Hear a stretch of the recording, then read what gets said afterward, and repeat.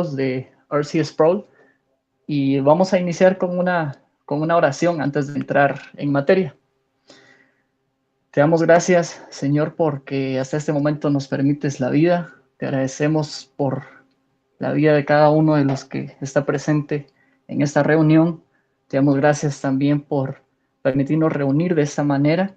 Y ahora, Señor, que vamos a estudiar un poco más y aprender un poco más de ti, te rogamos que ilumine nuestra mente mediante tu Espíritu Santo, para que lo que vayamos a tratar en esta noche sea de provecho para nuestra alma y también de edificación para nuestra vida. Señor, lo rogamos en el nombre de Cristo Jesús. Amén. Bien, entramos ahora a esta sección del libro. Bueno, primero me presento. Soy Wilmer de León.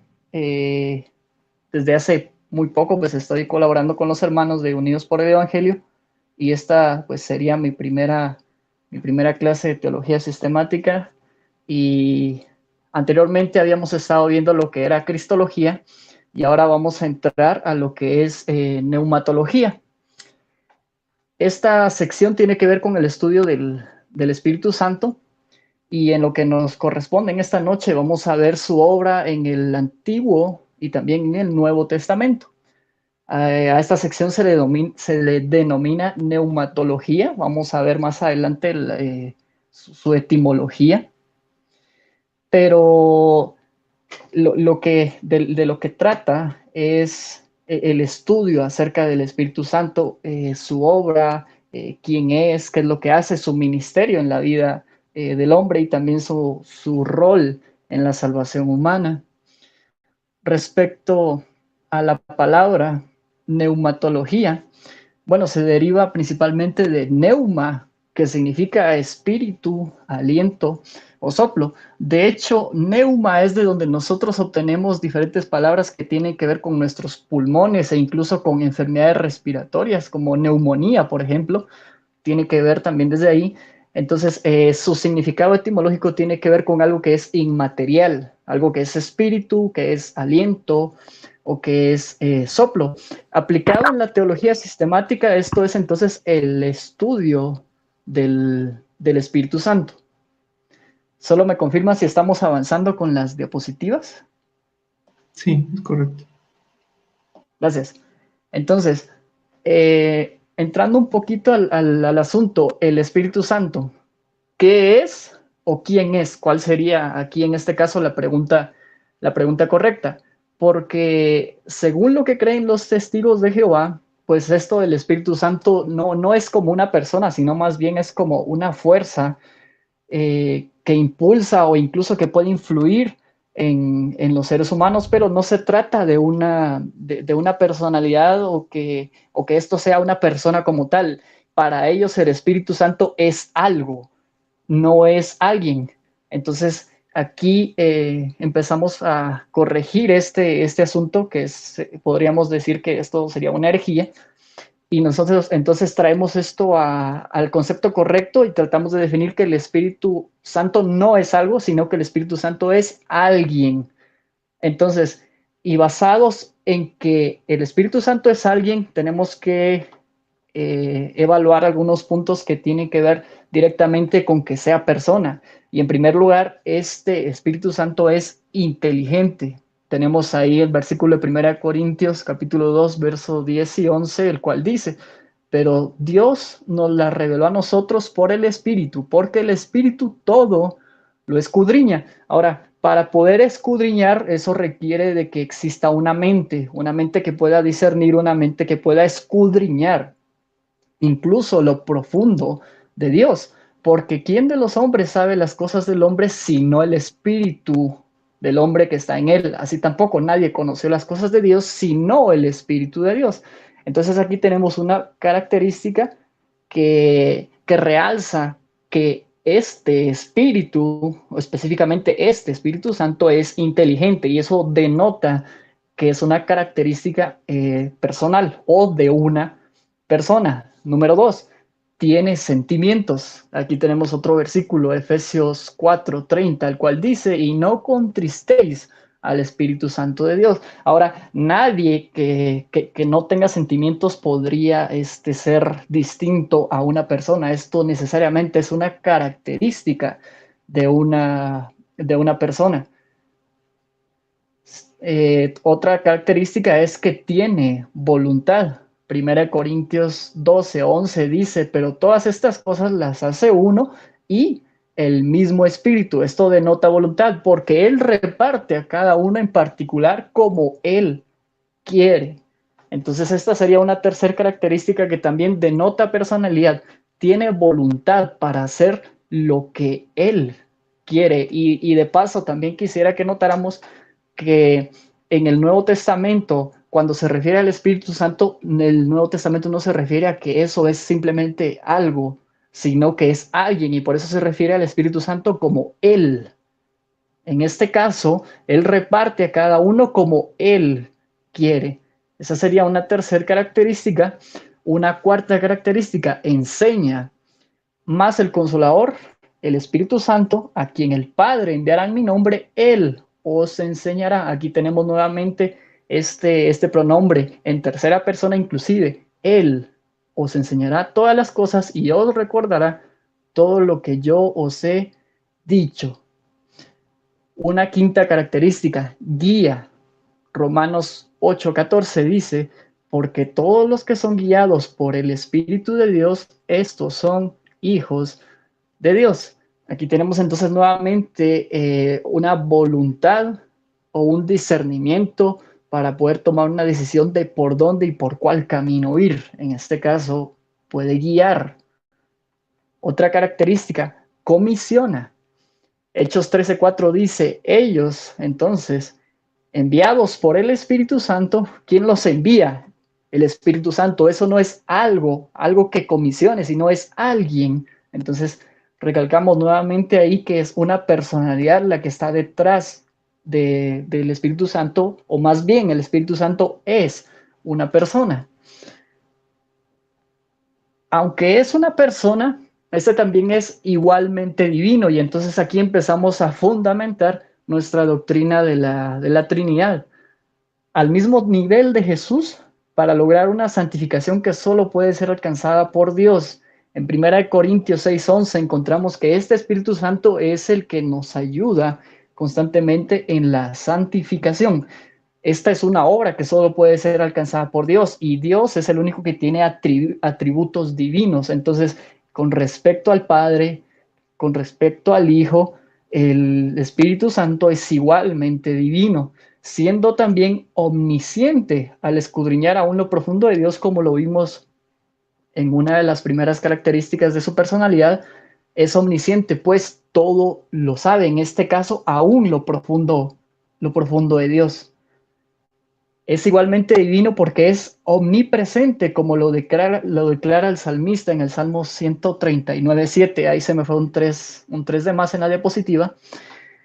Pero en el Salmo 139:7, ¿a dónde me iré de tu Espíritu Santo? Es lo que declara el salmista. ¿A dónde me iré de tu Espíritu? No hay un solo lugar en el que el Espíritu no se encuentre. Entonces ahí encontramos nuevamente otro atributo de la divinidad. Y es omnipotente también, como lo demuestra Génesis 1 en la creación. Este concepto pues lo vamos a ver un poquito más detenido más adelante. Pero también el Espíritu Santo tiene una obra específica en el Antiguo Testamento e igualmente una en el Nuevo Testamento. Cuando nosotros entramos en el estudio del Espíritu Santo y donde él se ha manifestado, qué es lo que Él ha hecho en el Antiguo Testamento, encontramos, número uno, desde Génesis lo vemos nosotros presente, desde la creación. El Espíritu Santo es la diferencia entre el caos y el cosmos, porque cuando declara Génesis, y si tienen su Biblia a la mano, pues sería bueno ir consultando también estos versículos para que pues vayamos de la mano con la exposición. Y como les decía, cuando nosotros entramos en Génesis 1, dice, en el principio Dios creó los cielos y la tierra, pero el versículo 2 dice algo muy importante, y la tierra estaba desordenada y vacía. Lo que no hay en ese caso es orden. Entonces eso podemos conocerlo como caos. Está desordenado, las tinieblas están sobre la faz del abismo y pues no hay nada más. Lo contrario a eso es el cosmos, como nosotros podemos llamarle a todo el universo. Y entonces la diferencia entre el caos y el cosmos es la obra del Espíritu Santo.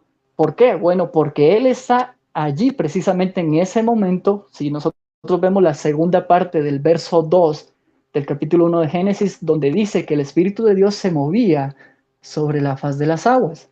Esta palabra se movía, que en el hebreo es rahab o rachat, puede tener el significado de preparación. O sea, no es simplemente que cuando el Espíritu de Dios estaba allí sobre la faz de las aguas, se estaba moviendo como decir, bueno, solo está de aquí para allá y nada más. No, no es ese el significado tan bajo. Aquí más bien esta palabra, al traducirse quizá de una manera un poco más literal, tiene que ver con preparación e inclusive con incubación.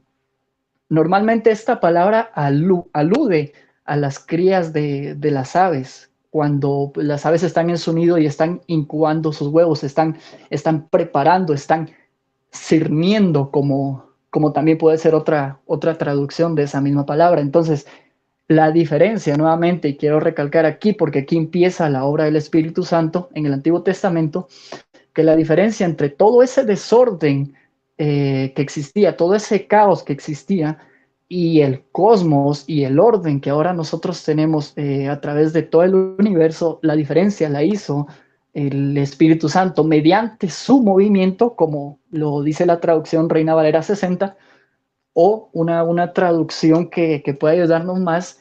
Él estaba preparando, él estaba incubando.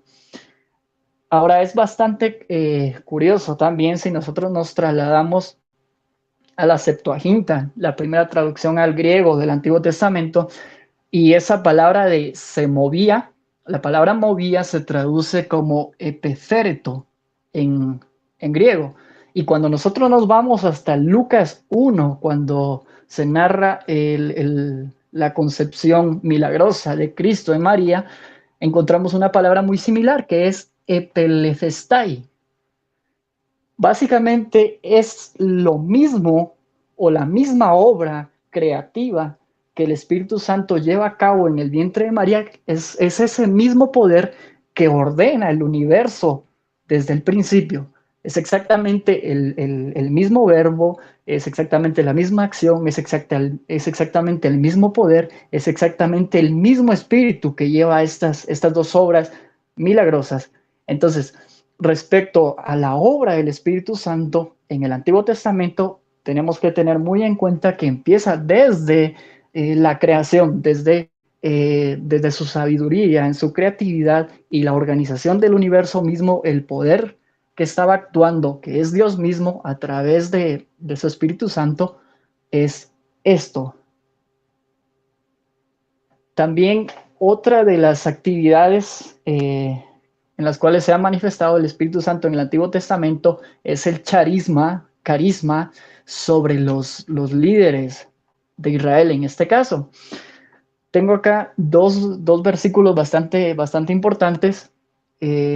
Ambos son del libro de Números en el Pentateuco y se encuentran en Números 11. Números 11 lo que relata es un pueblo de Israel que está cansado de recibir maná del cielo y lo que quieren ahora es comer carne y estos se convierte en una revuelta, podemos decirlo así, en contra de Dios y también en contra de Moisés. Y entonces Moisés le dice a Dios que si él ha hallado gracia delante de él, que entonces que le quite la vida, porque él no quiere cargar más con todo el peso de ese pueblo, de un pueblo que es necio.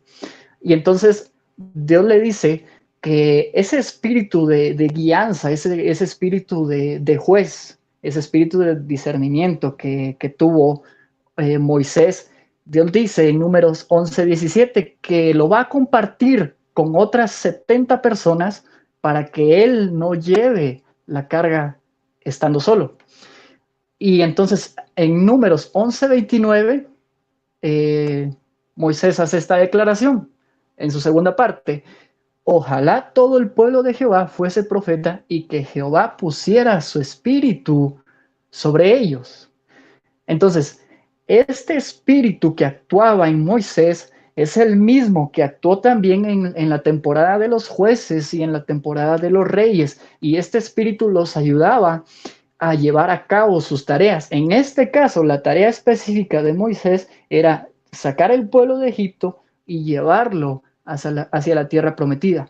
Cuando esto se hizo muy pesado para él, entonces Dios dice, bueno, voy a tomar de ese espíritu que tú tienes y voy a repartirlo entre más personas para que no lleves la carga solo. Entonces, este espíritu, este carisma que tiene que ver con don, que tiene que ver con un regalo de parte de Dios, es puesto también sobre los demás para que ellos puedan guiar y ayuden, en este caso a Moisés, a llevar la carga de ese pueblo.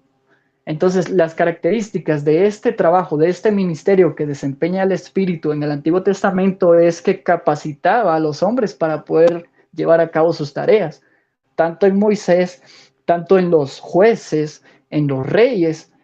Y este espíritu les ayudaba para tomar decisiones, les ayudaba para tener este buen discernimiento en lo que tenían que hacer. Y una característica muy importante de la obra que llevó a cabo el Espíritu Santo en el Antiguo Testamento es que se manifestó incluso en personas que no eran nacidas de nuevo. Y vemos un caso curioso en la vida de Saúl, que el Espíritu estuvo con él, pero posteriormente el Espíritu se fue de él. Y también vemos la historia de Balaam, que estuvo con él para poder dar profecías verdaderas en este caso, aun cuando se le mandaba a maldecir al pueblo de Israel, a causa del Espíritu él no lo maldecía, sino que lo bendecía. Sin embargo, pues esto no necesariamente significaba que Balaam hubiese nacido de nuevo. Y también encontramos la primera vez que se menciona en la Biblia de que alguien es lleno del Espíritu Santo en Éxodo 28:3. En Éxodo 28 lo que encontramos es la realización de las vestiduras de los sacerdotes. Y entonces Dios dice que Moisés debe llamar a aquellos que son sabios de corazón, y en ellos Dios los llenará de su espíritu para poder llevar a cabo estas tareas, que era hacer la vestimenta de los sacerdotes. Es la primera vez que encontramos esa frase, podemos decir que son llenos del Espíritu, y nuevamente aquí confirmamos que la obra y el ministerio del Espíritu Santo en el Antiguo Testamento capacitaba a los hombres para llevar a cabo sus tareas. Otra característica es que en el Antiguo Testamento el Espíritu es limitado, solo está en cierto número de personas y no está en todo el pueblo de Israel. Pero Moisés esperaba que algún día esto fuese distinto, según las palabras que nosotros leímos en Números 11:29, que Moisés dice, ojalá Dios pusiera su espíritu sobre todos, y entonces no sería necesario estar guiándolos, estar juzgando sobre ellos, para no cargar su peso, podríamos decir en este caso, con lo que estaba viviendo Moisés. Esas serían entonces las características de la obra del Espíritu Santo en el Antiguo Testamento, que tiene que ver con la obra creativa, el poder que ha creado todo. Ese es el mismo poder que hizo la concepción milagrosa de Jesús en el vientre de María. Su ministerio también llevó a cabo la capacitación de los hombres para realizar sus tareas. No necesariamente tenían que ser nacidos de nuevo para que el Espíritu estuviera en ellos. Ya lo explicamos en el caso de Saúl y Balaam, que también en el Éxodo se menciona la primera vez que alguien es lleno del Espíritu Santo, que eran los artesanos en este caso, y que también era limitado.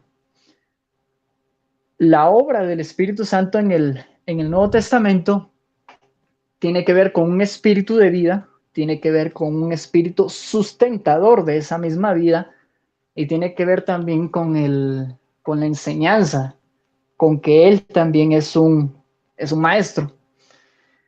Respecto a la primera, que es el espíritu de vida, es decir, la regeneración, hay una declaración muy importante que nosotros leemos en el Evangelio, que Jesús dice que Él viene para dar vida y vida que la tengamos en abundancia. Esto es bastante curioso porque Él no lo está diciendo en un cementerio. Si Él estuviera en un cementerio y Él llega a un cementerio a decir, yo estoy aquí para darles vida y vida en abundancia, pues en cierto punto eso puede sonar lógico. Pero estas personas que estaban escuchando a Jesús no estaban muertas. Entonces, Jesús no se refería a ese tipo de vida física que todos tienen. Entonces debemos diferenciar aquí entre la vida que es bios en el griego y la vida que es zoe también en el griego. El bios, pues por ahí vamos nosotros obteniendo la palabra biología, tiene que ver con la vida física, eso es el bios. Jesús no se estaba refiriendo al tipo de vida que es bios, sino que se refería al tipo de vida que es zoe, un tipo de vida espiritual, un tipo de vida que es mucho más allá de esta existencia material. Y cuando Él dice que vino para dar vida y esta vida es en abundancia, se está refiriendo a la regeneración. El re es volver a regenerar, es decir, fuimos generados en el nacimiento físico, pero necesitamos volver a ser regenerados en nuestra vida espiritual.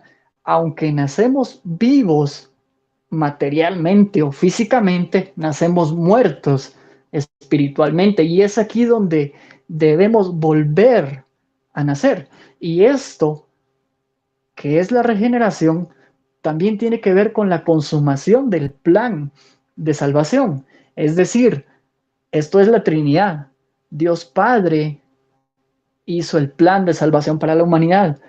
Dios el Hijo fue el que cumplió las mediaciones para poder llevar a cabo esa salvación, y Dios, el Espíritu Santo, es el que aplica esa gracia, ese sacrificio de Cristo en la vida de las personas para poder regenerarlos, para poder justificarlos y posteriormente en su ministerio, en la vida personal de cada creyente, poder santificarlos y así llevarlos hasta la meta final, que es la glorificación. Entonces, esta vida a la que Jesús se había referido desde esta declaración que estamos mencionando, Él dice, Efesios 2:1, que nos dio vida a nosotros cuando estábamos muertos en nuestros delitos y nuestros pecados. Efesios 2:5 dice que aún nosotros, estando muertos en pecados, nos dio vida juntamente con Cristo. Y esto nuevamente no es la vida material o la vida física, sino esto es la vida espiritual. Y podemos confirmarla unos 5 versículos más abajo en Efesios 2:10, cuando dice que somos hechura suya, creados en Cristo, no en la materia, en el cuerpo humano en el cual estamos. Eso es creación de Él, es cierto, pero también aquí se refiere específicamente a los cristianos, a los que han nacido de nuevo, a los que han sido regenerados por la obra y el poder del Espíritu Santo. Hemos sido creados en Cristo para buenas obras. Eso tiene que ver, como lo mencionaba, con el nuevo nacimiento. Y creo que al hablar del nuevo nacimiento es necesario recordar o se viene a la mente de nosotros esa charla que tuvieron Jesús y Nicodemo. Y es que la regeneración es necesaria y es absoluta para la salvación. Nicodemo escuchaba a Jesús predicar acerca de un reino, pero él, bueno, no veía este reino, porque la respuesta de Jesús es que hay que nacer de nuevo para ver este reino, y no solo para verlo, sino también para entrar en este reino. Y entonces Nicodemo dice, bueno, ¿cómo es posible que esto pueda llevarse a cabo? Incluso podríamos decir que su respuesta fue un poco sarcástica cuando él dice, ¿cómo es posible que alguien pueda meterse al vientre de su madre y volver a nacer de nuevo? Eso me parece a mí que es una respuesta sarcástica de parte de Nicodemo, pero Jesús le dice, eres tu maestro, de judíos, eres tú el del Sanedrín, eres tú el teólogo de los israelitas y no sabes esto. Esto nos lleva a pensar de que Jesús estaba presentando aquí una idea que ya estaba enseñada en el Antiguo Testamento, pero que al parecer, por alguna razón, Nicodemo pues no la conoce y entonces volvemos a caer aquí que la regeneración es necesaria para la salvación, tanto ahora como lo fue en el Antiguo Testamento, así como podemos decir que Abraham, David y los demás nacieron de nuevo y esta fue su regeneración. Esa enseñanza es la misma que está en el Nuevo Testamento y es a lo que Jesús se refiere cuando él le dice que siendo el maestro no lo sabe y posterior él hace una referencia al Espíritu Santo, que él va a donde él quiere. ¿Por qué? Porque su obra es esa, la regeneración, la vida Zoe, la vida espiritual que solo él puede dar y que solo él puede llevar a cabo. Entonces aquí podemos preguntarnos cuántos tipos de cristianos existen, porque se da el caso de que en algunos contextos algunos dicen, bueno, es que él es un cristiano, pero no es regenerado. Entonces la pregunta sería, ¿será que existen cristianos regenerados y cristianos no regenerados? Eso simplemente no es verdad, porque solo existe el cristiano y el no cristiano, y el cristiano estrictamente tiene que ser alguien regenerado y alguien que haya nacido de nuevo por el Espíritu Santo, porque esto es necesario y esto es absoluto para la salvación. Y aquí tenemos un punto importante también, que es por qué se le llama Espíritu Santo. ¿Por qué nosotros no decimos Padre Santo, el Hijo Santo, sino que le damos esta característica específicamente al Espíritu? Y es que la obra que el Espíritu lleva a cabo es una obra de santificación. La regeneración y el nuevo nacimiento, eso sucede en un instante y eso es obra del Espíritu Santo.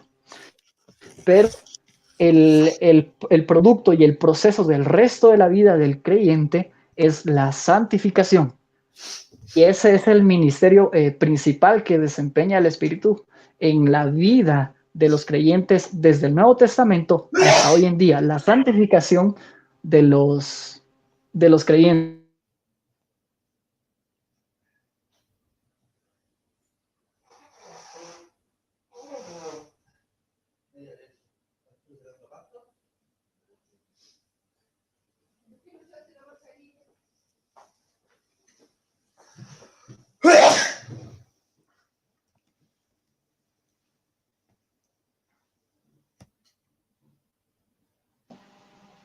Tu audio, hermano Wilmer.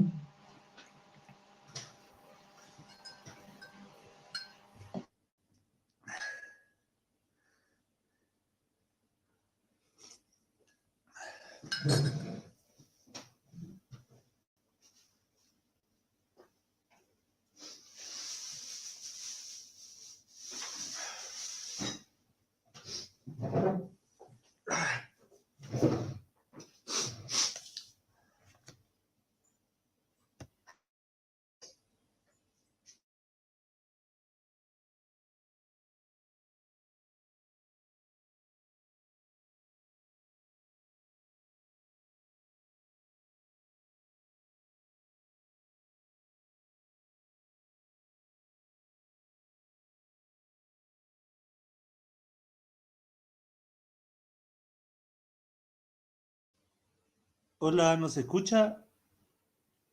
Sí, está teniendo un problema el hermano Wilmer. A ver, un minutito, por favor.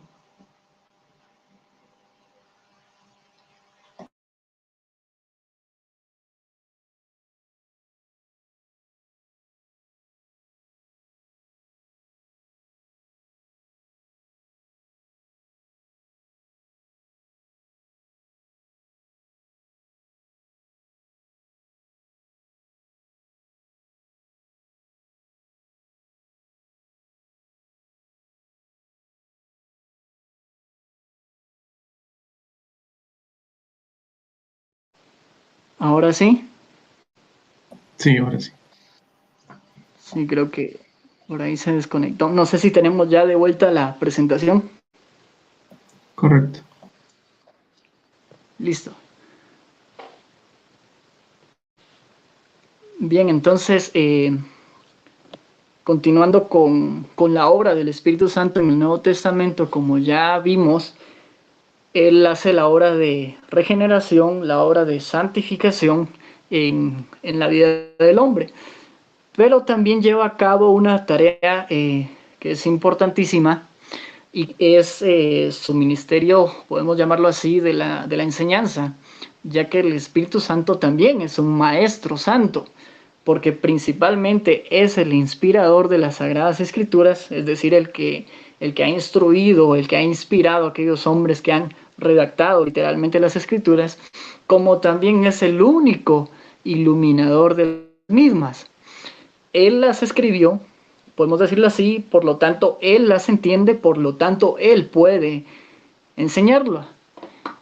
Y esto, pues, mediante el espíritu que cada uno de los creyentes tiene. Entonces, esta sería también la obra del Espíritu Santo en el Nuevo Testamento, su regeneración, santificación y también el ministerio de la enseñanza, porque Él es el inspirador y el único iluminador de las Sagradas Escrituras.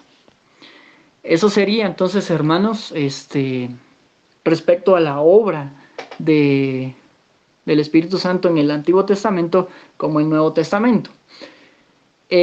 Como vimos, y esto me pareció a mí curioso y queda aquí para las conclusiones, que el Espíritu Santo en el Antiguo Testamento pues está limitado a cierto número de personas y en el Nuevo Testamento ahora no está limitado para en lo que se refiere a las personas que son el pueblo de Dios, es decir, dentro de la iglesia, los verdaderos creyentes, no hay ni uno solo que no tenga el Espíritu Santo. Esto es desde Hechos 2, desde el Pentecostés, la venida del Espíritu Santo. Entonces eso cambia respecto al Antiguo y Nuevo Testamento. En el Antiguo era limitado, en el Nuevo ahora lo poseen todos. Pero ¿quiénes son todos? Todos los que son hijos de Dios. No nos referimos aquí a los que están fuera de la iglesia y a los que son no creyentes.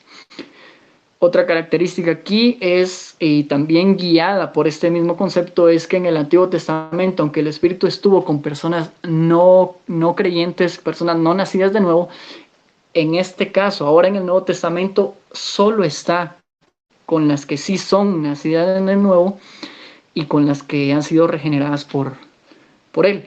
Queremos abrir en este momento el espacio en las conclusiones para que también los hermanos que estén conectados puedan hacer sus aportes, sus comentarios, sus conclusiones y también alguna pregunta que haya surgido o algún concepto que no haya quedado claro durante la exposición. Entonces, el tiempo es para ustedes.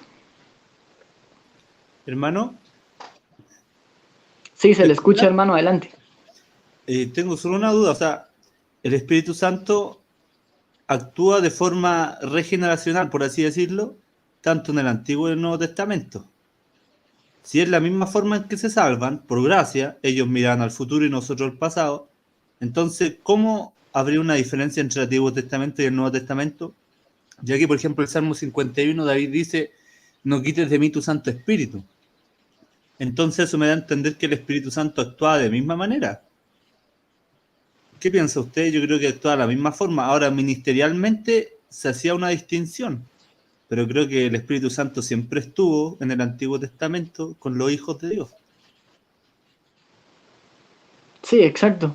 La obra regeneracional, como usted lo dice, es llevada a cabo de la misma manera. Tanto en Abraham, en David y los demás, esto fue necesario.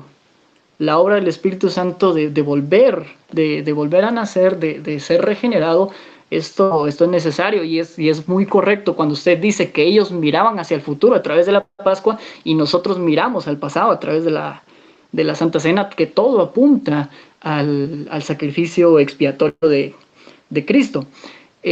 A lo que me refiero, quizá y por ahí puede ir la pregunta o... Sí, la pregunta.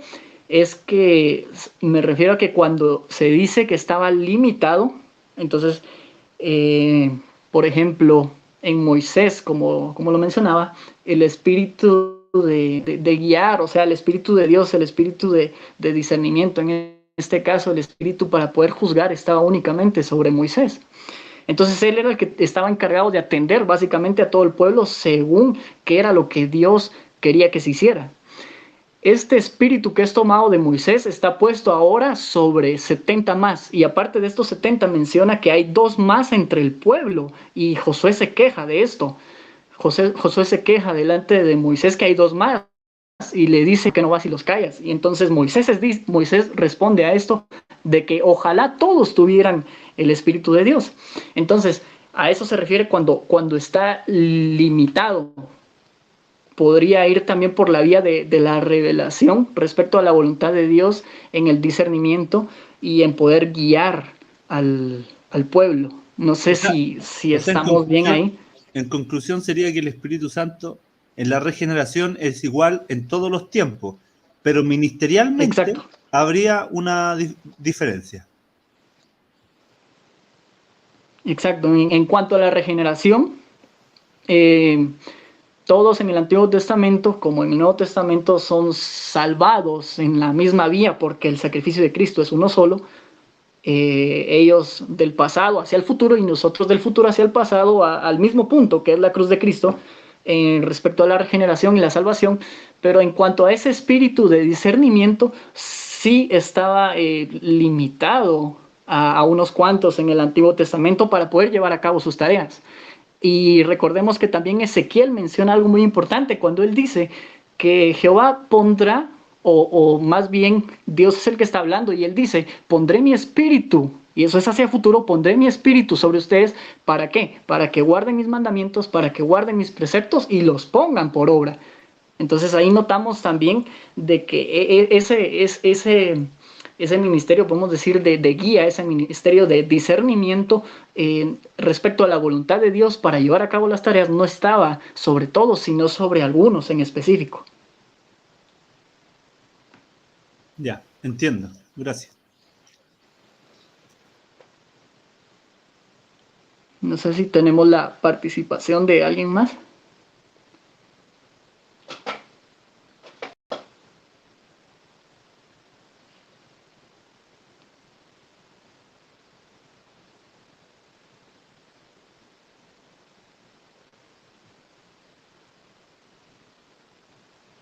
En el proceso de la regeneración. Sí, hermana, ¿se le escucha?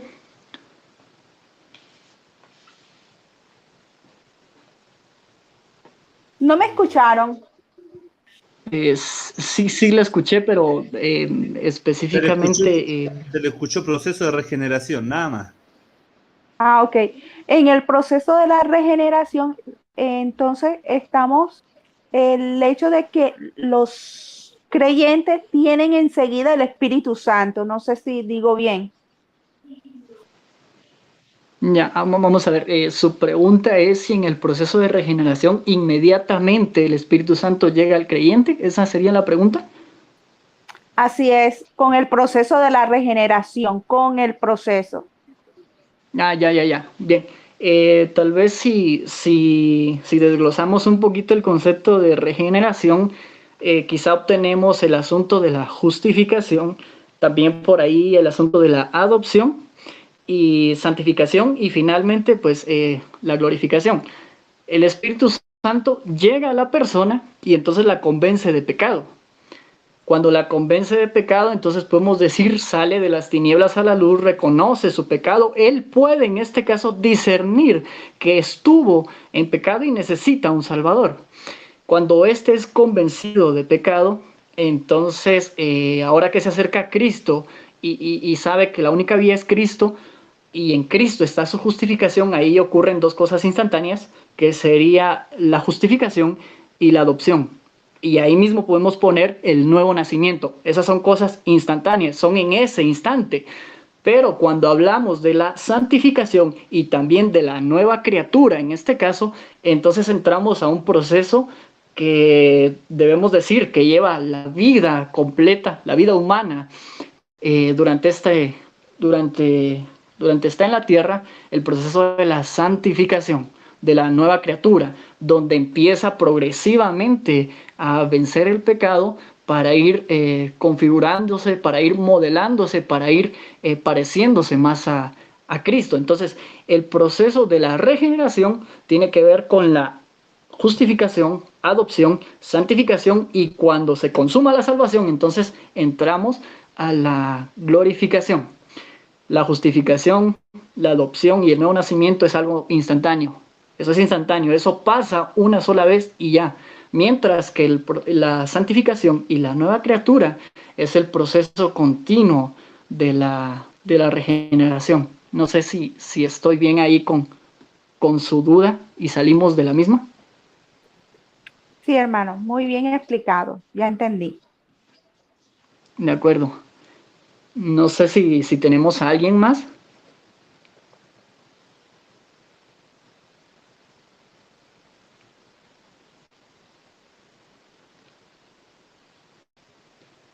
Y si no, pues lo dejamos hasta ahí.